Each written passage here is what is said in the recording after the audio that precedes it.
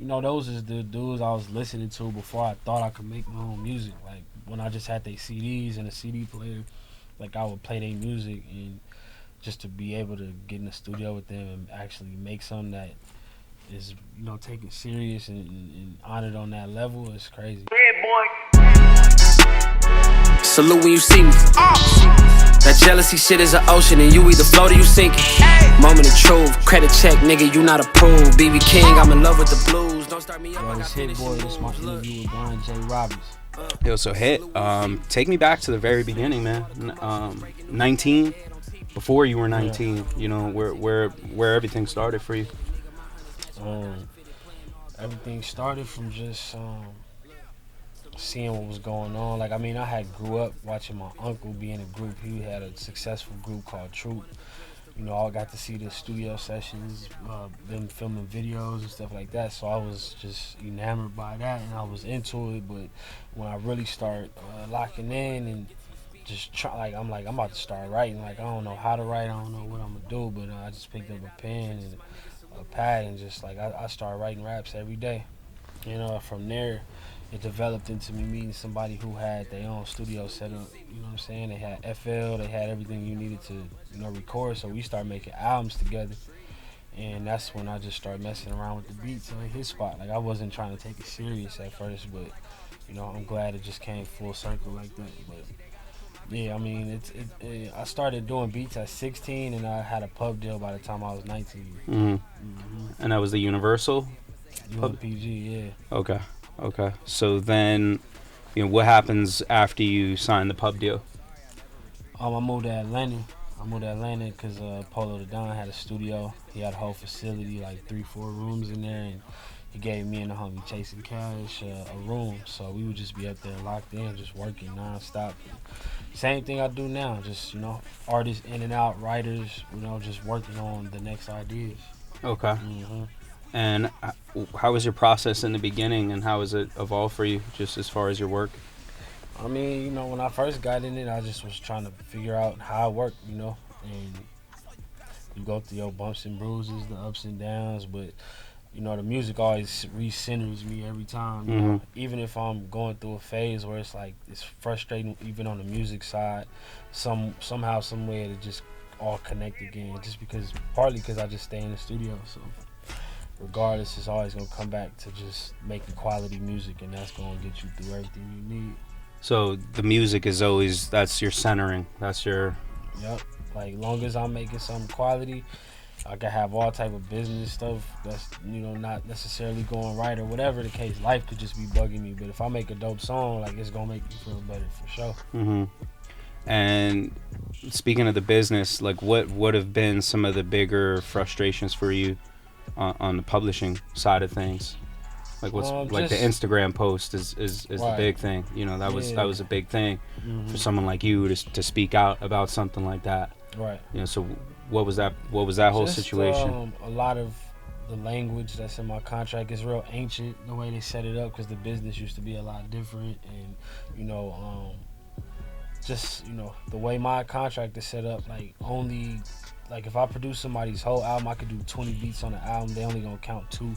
Yeah, it's like wild stuff. So it's just a lot of hurdles that they put in my contract for me to jump over, and it's just that's beyond frustrating, because the amount of work I got like 450 songs on my discography, like, that's been published. So it's just deep, See, this is the one thing I was just struggling to wrap my mind around is, you hear stories about the up-and-comers, the new artists, and they're signing to bad deals, and publishing is all messed up. But then you hear about someone like you with a discography like you have, and you're in a similar situation. What do you think? What do you think is the cause of that? Like, was it just not having the right people to review that paperwork back when you did it? What was the cause of it? All of that. Just I was trusting people, just because I just looked at them, in a certain light, and I just was trusting too much. I was 1 year out of high school. That's kind of messed up when you really think about it. I didn't even have a chance to really explore. Like, I just got thrown into the game. Like, here's your lawyer, here's your business manager, here's your manager, here's your publisher, And then I was like, all right, well, you doing good, so I'm gonna just follow what you doing. But that's not necessarily how it always supposed to go. But at the time, it is what it is. But I just hate that it's still affecting me now by certain language that's in the paperwork, and the fact that I've put so much work in, and I still don't have them, I guess you could say, respecting me on the level that I should be. Yeah, and that's another thing I just don't understand, because again, the discography, the body of work, the amount of work you put into your craft, how do you think it is that you're still in this spot? Does it just all go back to the contract? Yeah, no, for sure. I mean, just it's crazy because it's people that was probably in middle school, high school when I signed my deal that's working at UNPG. No original, members are there. No presidents, nothing. It's all new people. So it's just kind of crazy that, even with the new people, I'm still just stuck in this ancient deal. Like it's just the weirdest thing ever, man. And I saw in another interview, I forget where it was, I think you said something along the lines of like, even the people in the building there know that the deal is not right. Yeah, for sure. But at the same time, I was thinking like, they're saying that on one hand, but on the other hand, couldn't you say they're also beneficiaries of that bad deal because they're taking 1,000? That's the most crazy. That's the craziest part. Even dealing with lawyers, that's tough because they do a lot of other business with them outside of you. So it's like they don't want to mess that connect up at the same time. So like, how hard can they really fight for you? Right. And that's just a lot to wrap your mind around. Really having people that you feel like is gonna protect you. And I feel like, man, from day one, like I've been having to just bump my head to get to the next level. And luckily, I love the music, and it showed me love back. So I'm always able to progress. But sometimes as a human being, that shit wears me down. Like the fact that I'm doing so much, but it's not being honored on the level that it should. And for other artists coming into the game, knowing what you know now with all your experience, what would you say is like the biggest piece of advice you'd give them? Trust yourself, number one. Even if you don't have all the information, that'll come. You can get the information. You can meet different people, but don't rush into nothing because somebody tell you like, oh, this is what you have to do right now, or whatever the case. Like, really go off your gut feeling and trust yourself. Number one, for sure. So you're 19, and I imagine at this point, like you said, they just kind of gave you all these people, and you figured, okay, all these people are successful, so I'm just going to listen to them. Did you just not have a team of people of your own at that time? Nah, I mean, I nobody, I mean, obviously, like I talked about my uncle earlier, but at that point, like, he had been kind of removed from the game, like, as far as really being hands-on and involved in the industry side of it. And so I didn't have no guidance. I had nobody to really tell me about a publishing deal, what exactly that really is. Like, if somebody would have told me that it would be affecting me 10 plus years later, I never would have signed. Like, you know what I'm saying? Like, but I didn't have literally anybody to tell me that, you're gonna be doing all this work, and it's gonna take you a long time to get out this contract. Nobody told me that. So yep. That's just kind of, it's just wild. So what's the future like for you now with this whole situation? I'm still working on it daily. Yeah. I'm still working on it daily, man. Like, I'm still, hitting them up, trying to get, things in the right place. So what are some of those key things that, knowing what you know now, you'd know to look for, like specifically with publishing? Like, there's producers, they're reviewing these contracts on their own, and they can't understand the language. Is there like certain specific things in it that, had you not overlooked, or had you had the right people there, they could have told you like, okay, this is no good, this here is like, what are some of those specifics that they should look anything, for? I mean, for you to not have an exit plan in the contract, like, that's like you should always have a way, like, okay, if this ain't going right over a certain amount of years, we should just, you wash your hands, I wash my hands, and we let it be done. But now it's like, I'm stuck in a situation where I can't, no matter how hard I go, no matter what I do, I'm just kind of feeling like I'm on a treadmill, not really getting to that level I need to, like, of just being honored on the business side. And why do you think it's so taboo for artists to talk about this stuff? Because it seemed like when you put that post up, it was almost like a revolutionary thing. Right. You know, like for someone at your level with the work you've put in, like what, like Kanye put a tweet out about it, you know, but like honestly, aside from that and what you said, nobody else talks about this stuff, and yet this whole thing wouldn't exist without these kinds of things. So why do you think it's so, like, it's not talked about? I can't even call it, you know. I mean, I know that people really look at the industry like, oh, I gotta kind of walk on eggshells or tiptoe. You can't piss this person off, which you know that you could get, you know. And I don't even know if I really believe in being blackballed, but like, you know, you could have people like, oh, don't work with this person, whoopty whoop. Like, ultimately, if you still making fire music, you will find your way anyway. But yeah, I don't know. I just feel like people be kind of scared to take it there. So would you say that at the end of the day, aside from having the right people there, lawyers, let's say, to advise you on the language of the contracts, things like that, the quality of the music you do is the ultimate leverage? For sure. Definitely. You know, what you gonna say when you got legends like Nas pulling up on you, you know what I'm saying? You got Big Sean, you got all these type of artists, different walks of life, just using me as a staple in their music. Right. You can't beat that. Right. Like, that didn't go through no, I haven't sat in a label meeting in years. I haven't been to a label in years. Like, and I'm selling a bunch of beats every year, and that's just straight artist connection. You get the artist connection, and they rock with your energy and they rock with the music. You really can't lose. So what's your take on that whole process? You know, for like up and coming artists, you know, do you think it's better to go the indie route and just shop their stuff directly? And then what do you think is the best way to actually do that? You know, like, I know you're one of your producers here from the middle of Kentucky, you know, right? And yet he's now out here and he works with you. So what do you think is the best route for artists who really have that talent but they can't get those placements that they're looking for? I mean, there's no one way to go about it. Like, you know, a lot of my early in my career, I would go to New York and then just run around and go to all the labels, meet the head label heads, and it was just a different game. But you know, it could come either way. You can meet somebody A&R, you can meet somebody that's just close with an artist. Like, you can meet the artist directly. There's no specific way it's gonna go, but just long as when you do get that opportunity, like, just make sure you got some heat on you. You know what I'm saying? Like, that's really what it boiled down to. So, like, the fundamental thing is going to be just getting in the studio with that artist and just doing the work. Yep, for sure. Okay. And just for you, your work process, you know, because it seems like you draw from so many different things, and you've been a staple in this music for so long.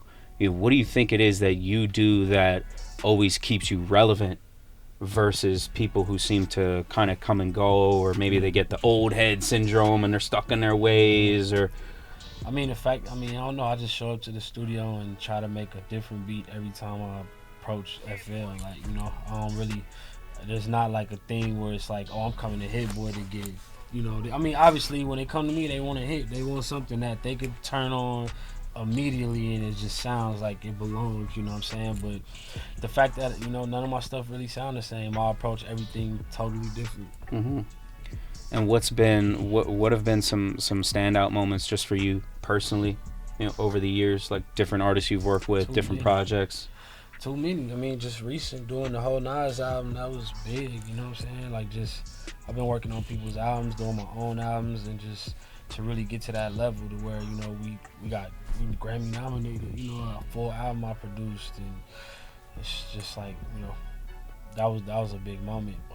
Making anything with Kanye and Jay-Z, that's always gonna be at the top of my list, you know what I'm saying? Of just like, you know, those is the dudes I was listening to before I thought I could make my own music. Like, when I just had their CDs and a CD player, like, I would play their music, and just to be able to get in the studio with them and actually make something that is, you know, taken serious and honored on that level is crazy. And what about just outside of music, you know, personally, professionally, were there any big takeaways or lessons learned from being around someone like Nas, or being around someone, you know, Hove, Ye? You know, was there any kind of lessons learned from those experiences that have impacted you outside of music? Yeah, for sure. Being around Hove, like, you know, you ain't gotta be extra out. You know, you could be just still a regular human being, and then you could be great at music. You know, like I feel like, you know, you coming up, you run across people that's really burying their insecurities and trying to be overly like, oh, I'm a star, I'm a superstar. Like when you in a room with Hove, you're not like, oh, I'm a fucking the greatest in the world. You're not just sitting there telling it. You just know it. You know what I'm saying? So like, just being you. You know, Nas too, real solid dude. He A1. You know, so yeah, just to keep it, just be humble, just be real. And I saw, I forget if it was a tweet or an Instagram post, but I think you said working with Benny the Butcher and with Nipsey, you know, there was those emotional moments when you guys were working, and how you're really trying to speak to people's souls with the music you're doing. Yeah. So what does that look like for you now? You know, how does that happen? Man, that's like honestly what gets me through. You know, because you know the game, you can't call like, you know, what songs they gonna play on the radio or what they gonna put on the top of Rap Caviar. Like I don't feel like that always has to do with quality. You know, that might be the right plug, that might be just the right momentum at the right time. But like I'm trying to make, you know, them songs, I 9 times out of 10 ain't finna be touching your emotions. They gonna get you hyped. They gonna have you turned up when you outside maybe, but what's gonna make somebody like really feel that shit on an emotional level? Like that's the type of music I make. Like, you know, when you come to me, I mean, I could give you radio shit. I've made radio records, but that's not like, oh, I'm going to Hit Boy to get my next top 10. Like you come to me when you want to make something that's gonna touch somebody's soul. You know what I'm saying? Do you pay attention to the numbers, the accolades, the stats? Do you focus on those things? No, I used to, man. Every time I put out something, I used to watch iTunes, you know what I'm saying, the song go up and just be checking on that shit every hour, like just seeing if it hit #1 or seeing if it's still at #1, whatever the case. Like I don't really get into that no more. Like I just, once I do it, it's out, it's on to the next. Do you think that's a good approach just for all creative That's the up and only comers? approach, man, because if you get caught up in that, you're gonna be old news, bro. You know what I'm saying? Like I had moments where I'm like doing that, just focus on shit that's already out. Like that's already done. Like people already copying that way. They already in the studio trying to recreate that energy. You got to come with a whole new vibe every time. And so what are you focusing on now, day to day, since you're not paying attention to those things?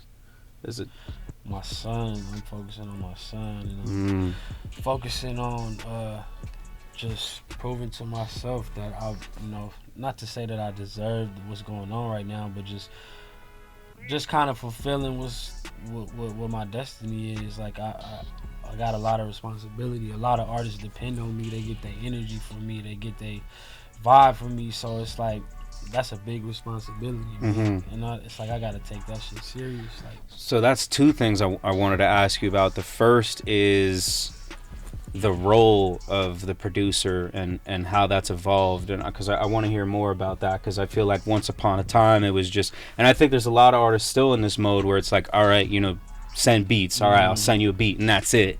You know, clearly though, like you said, it's a lot more responsibility than that. So you know, what are some of those responsibilities with that, you know, for you as a producer?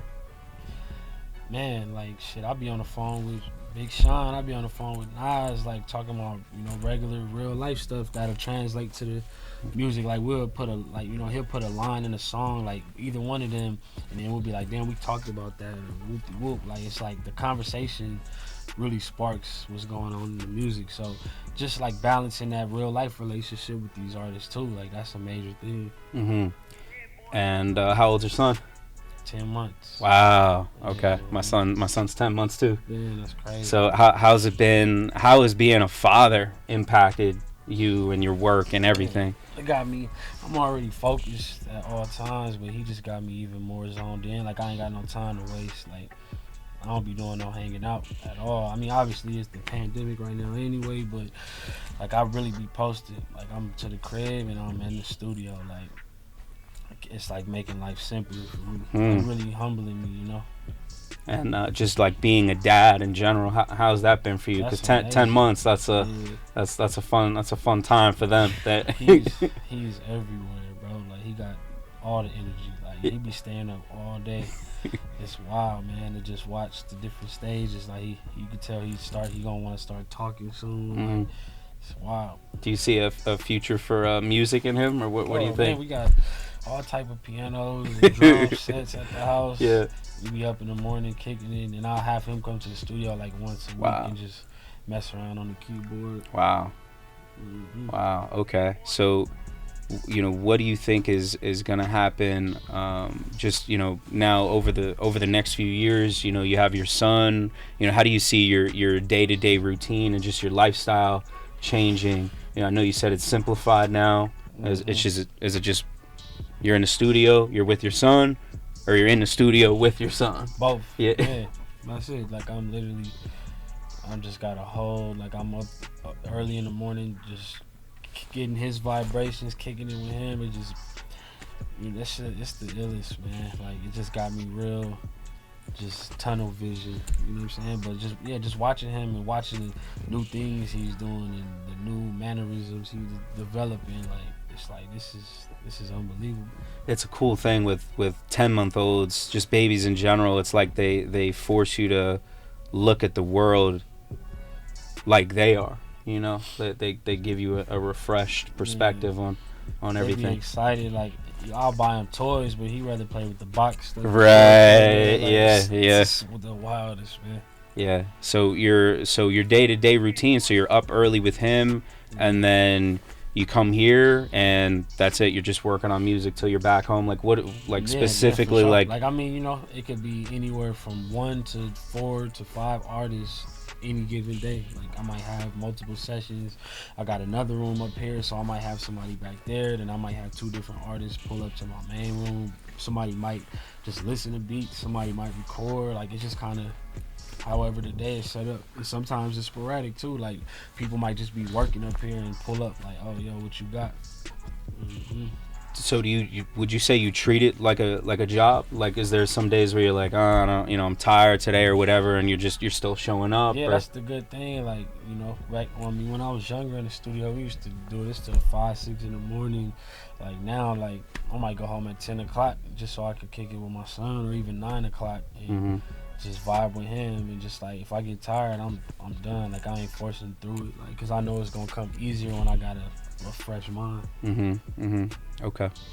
And just to close, what do you think is, like if you could go back in time and give your 19-year-old self a piece of advice, or even just advice you're gonna give your son now, what are some of those key pieces of advice? Trust nobody.